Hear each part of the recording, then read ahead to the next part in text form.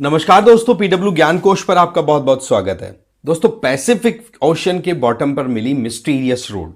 ये रोड अगर देखें तो 3000 मीटर की गहराई पे जाकर के ओशियन एक्सप्लोरर्स ने स्टडी किया।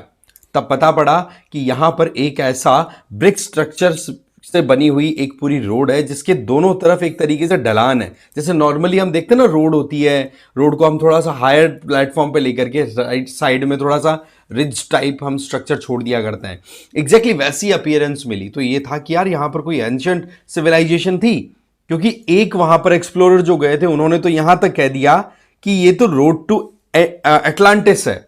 एटलांटिस वो जो कि प्लेटो, ठीक है, वेस्टर्न स्कॉलर, ओके, उन्होंने अपने फिक्शन के अंदर बताया था कि भाई वेस्टर्न कंट्रीज, वेस्टर्न रीजन जो है, एथेंस आपको पता है ये ग्रीस वाला रीजन हो गया, उसके वेस्ट वाला जितना भी एरिया है उसमें जो मरीन सिस्टम है उसको कंट्रोल करने वाली एक बहुत बड़ी एम्पायर, उसको एटलांटिस बोला था। ठीक है, जो कि फिर एथेंस को कैप्चर करने के चक्कर में बर्बाद हो गई थी। इस तरीके की स्टोरी बताई जाती है वहां पे। सो द पॉइंट इज कि इस तरीके से बोले ये एटलांटिस की तरफ जाने वाली रोड है। तो ये एक अपने आप में सवाल बन गया कि यार इतना बड़ा भी कोई मतलब एक सिविलाइजेशन डेवलप हुआ होगा जो डूब ही गया पूरा का पूरा। फिर आगे जब पन्ने खुलते गए, ज्यादा रिसर्च हुई और क्लैरिटी आई, तो पता पड़ा कि ये जो येलो ब्रिक रोड मिली है ना, ये बेसिकली नेचुरल फिनोमेना के बेसिस पे डेवलप हुई है।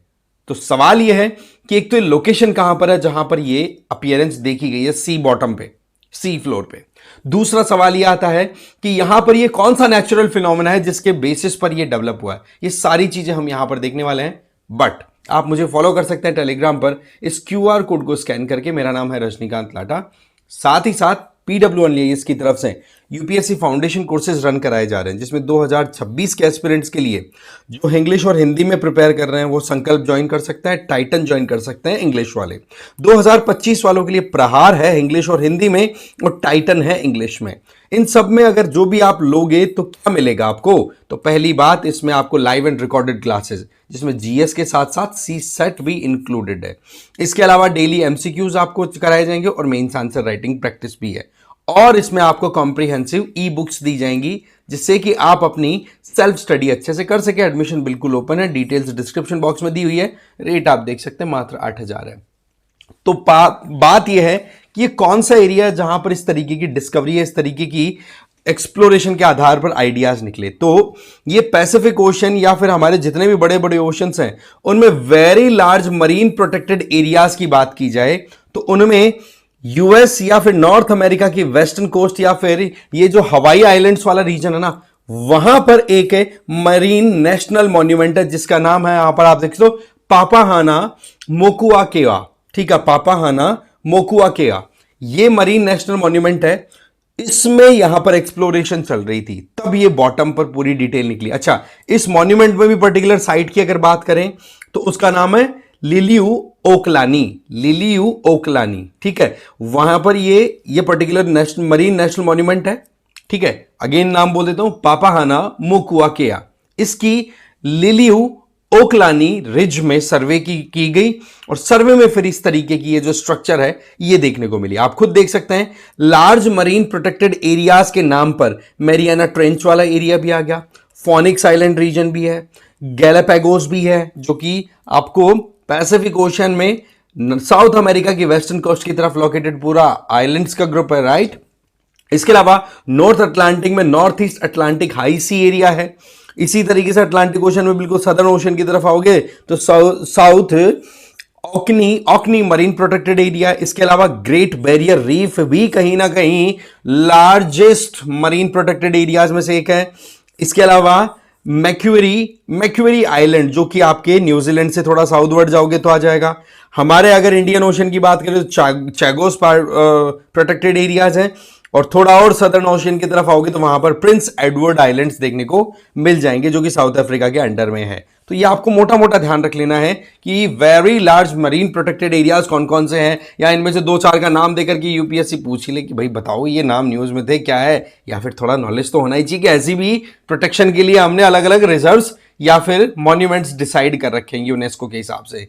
सो द पॉइंट इज, ये रोड बनी तो बनी कैसे? देखो वैसे तो एक ने तो ये बोल दी थी कि ये तो रोड जो है वो जो एक्सप्लोरर्स गए थे बेसिकली ये शिप पे गए थे, है ना। और उस शिप का भी मैं अगर नाम बताऊं तो उसका नाम है ईवी नॉटिलस। उससे फिर ये रिसर्चर्स उधर बिल्कुल डीप डाइव किया, 3,000 मीटर की गहराई पे गए, तो वहां पर स्टडी किया। रॉक्स जो मिली उसमें तो फेरस और मैग्नीज है, उसका मिक्स आपको कंटेंट ज्यादा देखने को मिला। बट ये जब इस तरीके की स्ट्रक्चर आई तो वो खुद सरप्राइज हो गया कि वाकई में ये तो गजब की स्ट्रक्चर है। और सबसे बड़ी चीज क्या थी कि जैसे मानो पानी भरा हुआ हो कोई, है ना, कोई खड्डा हो बड़ा सारा, उसमें पानी भरा हुआ जिसको हम लेक बोल देते हैं जनरल लैंग्वेज की अगर बात करें हम नॉर्मली, जिस पॉइंट से हम समझ सकें। तो जब वो लेक ड्राई अप हो जाती है तो उसमें क्रैक्स बन जाते हैं ना, उस तरीके के क्रैप्स के क्लम्प्स, क्रैक्स की वजह से क्लम्प्स बने हुए थे बहुत सारी रॉक्स के।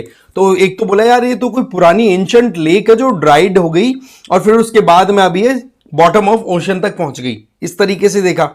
फिर आगे बढ़े तब ये दिखा स्ट्रक्चर, बोले ये तो यार इस तरीके से लग रहा है जैसे कोई रोड हो और आसपास में टायरों से बनी हुई, बोले ये तो एक तरीके से टायर पाथवे भी दिखाई पड़ रहा है। ऐसी बातें हुई, वीडियो देखा मैंने अच्छे से, तो मुझे आइडिया लगा कि मैंने कहा हाँ इस तरीके से बातें जो है वो रिलेट तो कर रही है। बट बाद में पता पड़ा कि जब वॉल्केनिक इरप्शन होता है, लावा जब बाहर निकलता है तो उसकी वजह से एकदम से जब ठंडा पानी हो, ठीक है, कोल्ड वाटर, और वो भी सेडिमेंट से सैचुरेटेड वाटर हो, तो वो जैसे ही लावा जो है वो गरम गरम टेम्परेचर का बाहर निकल करके इस तरीके के पानी से कांटेक्ट करता है तो वो जल्दी से सेटल हो जाता है और उसमें क्रैक्स डेवलप हो जाते हैं, एक पर्टिकुलर स्ट्रक्चर शेप ले लिया करता है। ऐसी शेप और ये जो स्ट्रक्चर ले लिए जाती है उसी का नतीजा होता है कि ये ब्रिक टाइप स्ट्रक्चर दिख जाए कहीं पर इस तरीके के, मतलब यूं देखो यूं लगता है जैसे कि बहुत सारे लॉग्स पड़े हैं, लकड़ी काट करके खड़ी की हुई स्ट्रक्चर, जबकि ये पूरा का पूरा रॉक स्ट्रक्चर है। क्यों? क्योंकि वही वॉल्केनिक एक्टिविटी की वजह से जो भी लावा बाहर निकला वो जल्दी से ठंडे पानी के कांटेक्ट में आया, तो इस तरीके से वो अपनी धारा में, शेप में ऐसे कैसे फ्रीज हो गया और बीच में डेवलप हो गए क्रैक। तो ये जो ऊपर वाली स्ट्रक्चर इसको तो बोलते हैं हम, यहां पर देखो Devils Postpile in California, California का डेविल्स पोस्ट पाइल है यूएसए का।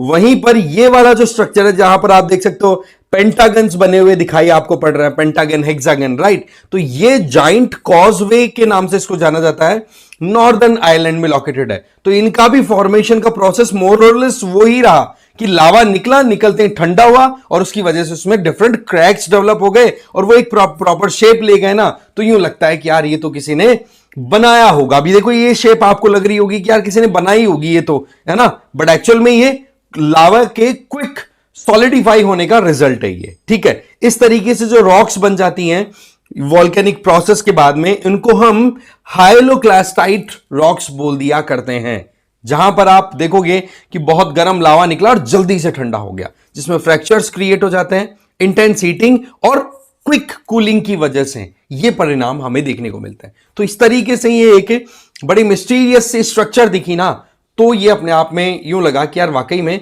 इसके बारे में हमें पता तो होना चाहिए एटलीस्ट, ज्यादा भी नहीं तो, है ना। इससे बेस्ड कुछ भी क्वेश्चन आ सकते हैं। क्वेश्चन ये आ जाए भाई हाइलो क्लास्टाइट, ये रिसेंटली न्यूज में था, ज्योग्राफी वालों के लिए इंपॉर्टेंट हो जाता है। हाँ, इसके अलावा डेविल्स पोस्ट पाइल हो गया, जाइंट कॉजवे हो गया, इनकी बात कर ले, या फिर ज्यादा भी नहीं तो कम से कम ये लार्ज मरीन प्रोटेक्टेड एरियाज के बारे में तो हमें पता होना ही चाहिए जब आ ही गया है सारा का सारा मामला न्यूज में, ठीक है। तो ये था एक इंपॉर्टेंट अपडेट, सोचा आप लोगों के साथ शेयर किया जाए, ठीक है। तो इस वीडियो में इतना ही, थैंक यू वेरी मच।